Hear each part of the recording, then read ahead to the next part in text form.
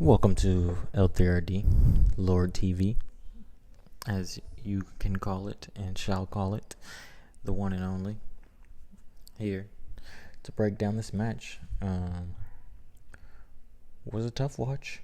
It was definitely a suffer watch. Wasn't the most pleasant of watches, even though it was a back and forth game. I felt Villarreal had a lot of strong attacks that put us in some worrying positions, but we'll get into all that.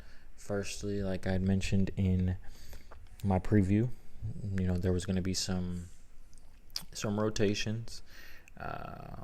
Also had mentioned scoreline being a 2-1, a 3-2, a 3-1. Those are kind of my three scoring predictions. Of course, came down and ended up 2-1. Like I'd mentioned, it was going to be a back and forth game, but back to the starting 11.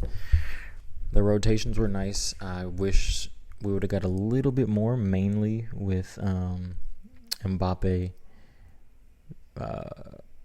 Valverde, and Jude, but it is what it is, considering all three of those players played the full 120 minutes in Atletico just on Wednesday, and, clearly all of them were extremely exhausted at the end of that match, high intensity match, especially Valverde and Jude, who are two-way players going back and forth, especially Valverde, how much he runs for the team and how much he kind of put in a shift in that game. I was really hoping for him, probably out of all three of them, the most to get the rest, especially considering he does get the least amount of rest on the team. Obviously, he had that time frame where he missed a couple of matches, so maybe that had something to do with it. Maybe Ancelotti was kind of thinking, he kind of recently just got back from a couple of games missed, so he's rested, but still would have liked to sit him down, or at least come off the bench for this one. But nevertheless, looking at the starting lineup, you had Courtois on goal. The back line was kind of caught me off guard. I wonder what's going on with Alaba. I haven't seen anything, but I don't know, what's going on with that. But Courtois, Fran Garcia, Lucas Vasquez, and Asensio were kind of the shoehorns, I felt like, for that back line. But Tchouaméni getting dropped into that back line, like I said, caught me off guard. I really thought this would have been a good game for Alaba to get out there. And I haven't seen anything that said he was hurt. I saw him, on the bench the past two games. I know he was warming up during this game, so I'm not too sure what was going on with that. But then we had the Camavinga, Valverde kind of double pivot with Brahim, Jude, Rodrigo, and Mbappe in front of them. So that's kind of how the starting lineup panned out. I wasn't too impressed with the team for pretty much the whole match. There was obviously a good spell in there after they score, which is typical Real Madrid fashion, where we kind of kick it into gear, going a goal down. Another relatively early goal scored from the opposition team, but the boys turned it on and really put in a shift, which was good to see, but you want it to be start to finish, which we've kind of been saying all year. I think it's one of the biggest gripes with Real Madrid this year is it's never start to finish.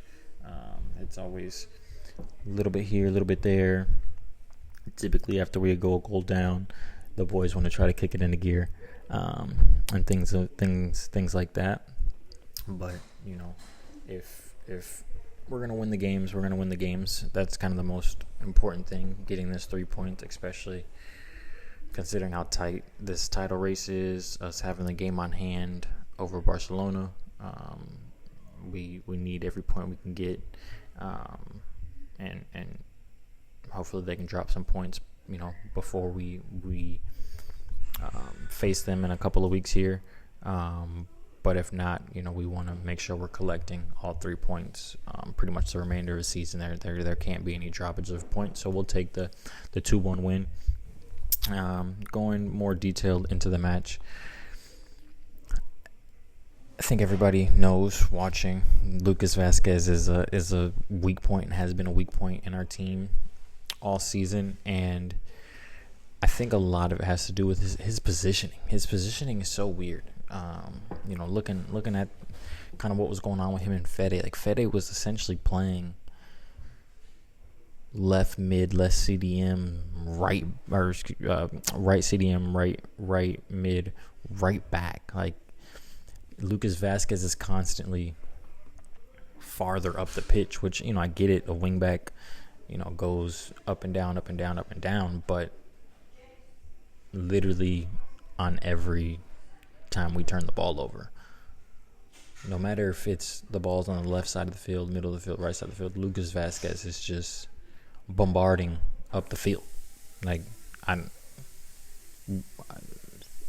what are you doing? Like, what is the point of you being the right back if Fede is constantly being the right back and you guys are on the field at the same time? It doesn't make any sense to me.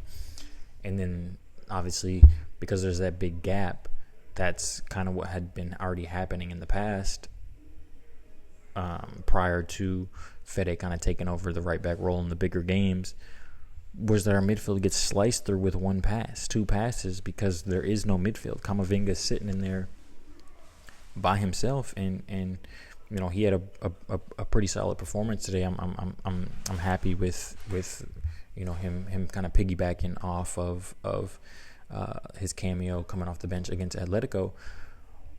But that is why we lose or leak so many chances. Is Lucas Vazquez is all the way up on the right.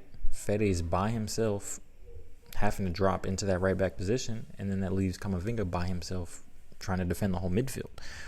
It's just never going to work. So I don't understand that whole positioning, and I don't understand how we are at March 15th and that hasn't been tinkered, changed, altered, discussion, just kind of nothing, just the same old. But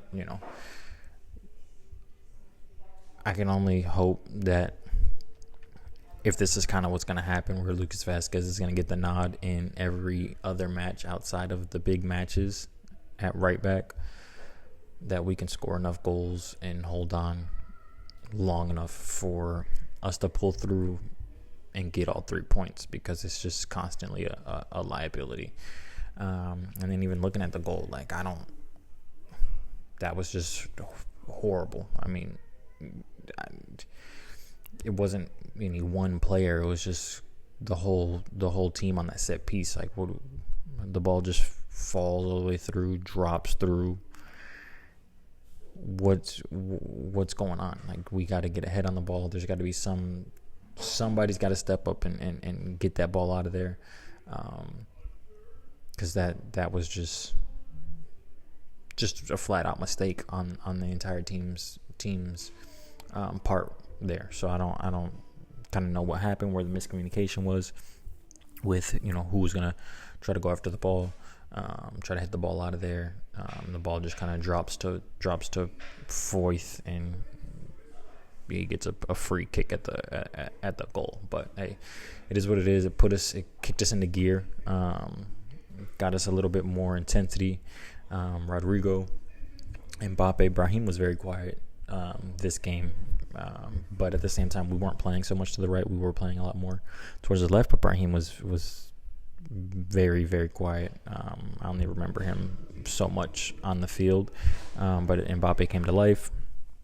2 beautiful strikes, one off of a deflection, and the other an assist, ironically, from Lucas Vazquez, who tends to get assists like that all the time. That ball was probably meant for Rodrigo, but it was a little bit behind him, and then the skill for Mbappe to kind of take that touch, roll it, like that was beautiful. He rolled it and then took that kick and put it in the side netting, which was beautiful to see. Him kind of kicking into gear, because it's kind of been start first half of the season, first majority of the season has kind of been lackluster, and then he's really picked it up in these past couple of months. He had a little bit of a drop off recently. I think that toothache was really affecting him for whatever reason, but I'm happy to see that he is getting on the score sheet nevertheless. Got two goals in this one, and hopefully that kind of propels him back into the form he had prior to the toothache. Like I had mentioned about Camavinga was very, very solid today. I'm very, very happy to see him piggyback off of that performance. It wasn't like anything crazy, but it was very solid. He cleaned up a lot. He was by himself pretty much in defense, so he had to do a lot defensively. So I'm happy to see that he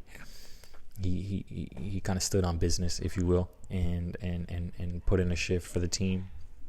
Raul Asensio continues to be a stud back there on the back line. He had a moment or two where I think he either over pressed or kind of made a passing error, but other than that, he was pretty good. Him and Tchouaméni were pretty solid for the most part. I think defensively our biggest thing was more so the midfield, less of the back line. At least that's kind of how I saw it. I didn't think our back line was bad. I just think due to the fact that Lucas Vazquez being so high up the pitch all the time, and Fede having to pull to that right, left Camavinga by himself a lot, and it was just really open. But I don't think the back line was bad. They were solid. Nothing crazy. Courtois had made some good saves from some long shots, longer distance shots. Courtois is always gonna do Courtois things. Now getting into the second half, the intensity completely dropped. I don't know what was going on with that, but it's just a trend of ours. We can't string together a full 90. Like, it just doesn't happen. A full 90 for Real Madrid this season doesn't happen. There's been maybe 2-3 games this season where that has happened, but it just doesn't happen. And typically it's in the Champions League and La Liga. It doesn't happen. Like, we just cannot put a full 90 together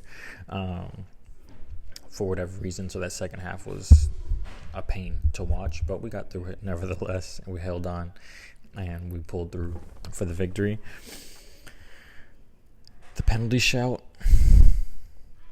I kind of lean both ways. Yes, it's a penalty, but at the same time, I can see why it's not, because he's sliding his hands, essentially in a natural position. When you're sliding, I'd say why I would think it's a penalty is because it is a little bit farther from his body. So, like I said, that's a toss-up. It doesn't matter for me if they called it, didn't call it. It didn't affect the game. Obviously, maybe I would have a different viewpoint if it did affect the game. We drop points, but it didn't affect the game. So, from that perspective, I'm not too sold on it being a penalty or not being a penalty. It could go either way. What I am a little bit irritated is with Foyth. I don't understand why he didn't get a yellow when the ref clearly said that he dived. Like, when Jude kind of did the step around him and like grabbed his face, he went down in shambles. And the ref was just like, no, you didn't do anything, Jude. Why is that not a yellow? That's a dive. He tried to get a yellow card on Jude.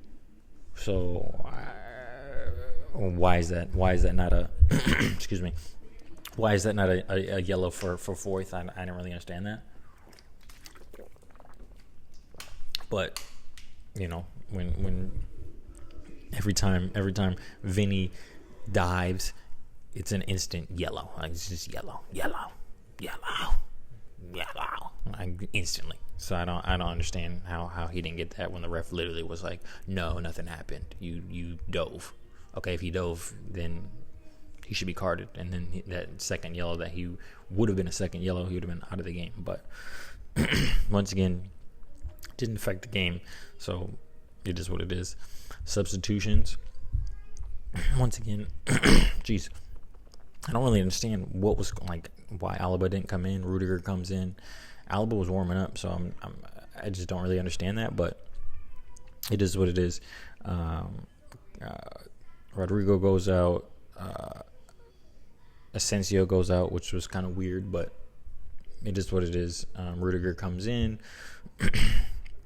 Modric comes in for Rodrigo. They solid performances, nothing crazy. I just think our intensity overall wasn't the best. Arda comes in for Brahim, and Vinny comes in for Fede. Fede went out. So he got a little rest there, which I'm happy about. But just the intensity really wasn't there. Then I want to touch on Vinny and Mbappe. Like, how many breakaways are these guys going to have? And nothing comes out of it. And when I say break, I mean them two versus like a 2-on-2, a 2-on-1. And just nothing. Just a bad pass here, bad pass there. Like, what is going on with their connection? I mean, their connection has been pretty bad all season. They just don't seem to be on the same wavelength compared to like Mbappe, Jude, Mbappe, Rodrigo. Mbappe and Vinny. We got to start scoring on these. Like, we're starting up the season. Everyone in the world has been like, oh, easily the best transition attack. Oh, my goodness. Mbappe, Vinny on a breakaway. It's an instant goal every time. They've assisted each other like 4 or 5 times all season. What is going on? And especially on breakaways, it might even be just one time. On breakaways where they're 2v2 or 2v1 and they're going together, it might be one time. It might not even be any assist to each other.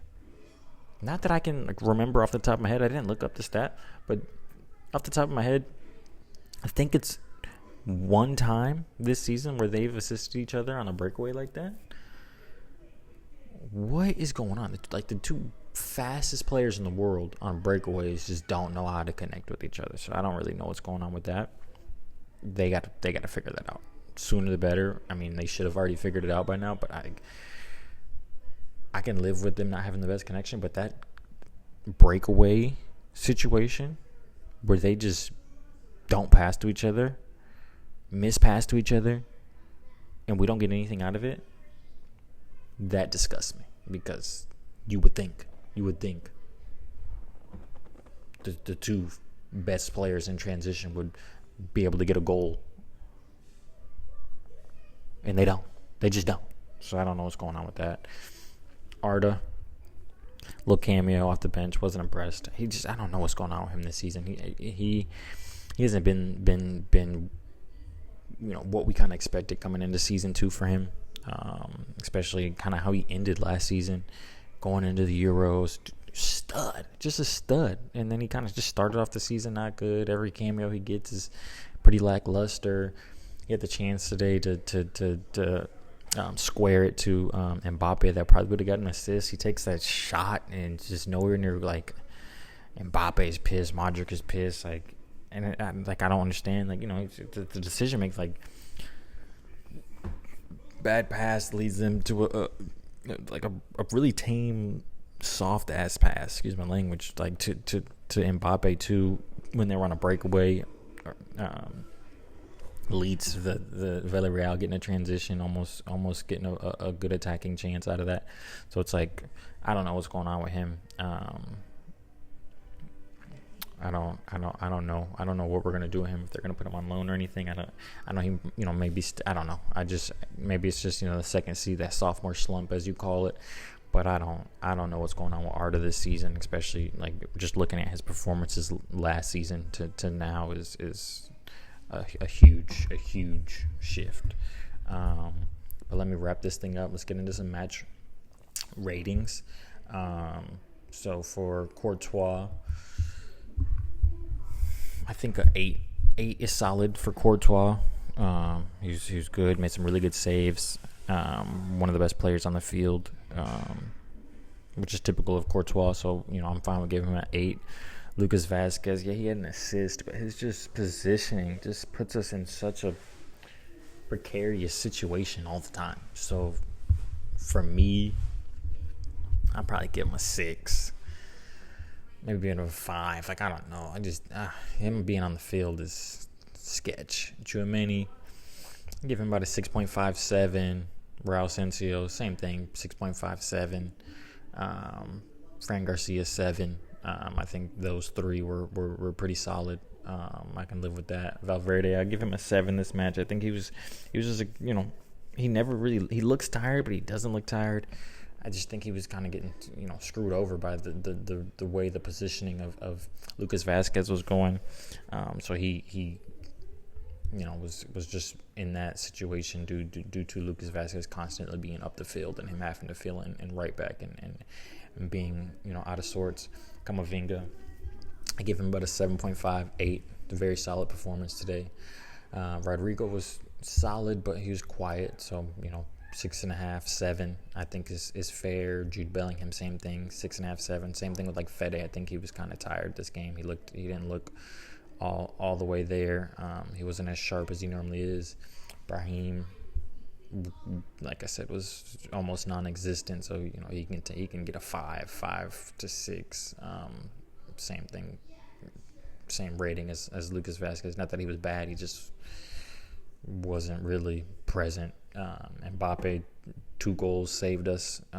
I'm comfortable giving him an 8, 8.5. I think the second half, because the intensity of the whole team dropped off, he kind of was affected. I think he was still, our most vibrant player, if you will. He's constantly trying to get on the ball. He was trying to make runs. He was really, really trying his best. Subs, Antonio Rudiger was all right, 6.5, 7. Luka Modric, 6.5, 7. I'm fine with that. Arda Güler, I don't know. He was poor. Vinicius, some of the decision making wasn't there. So I think a 6.5 is fair for him.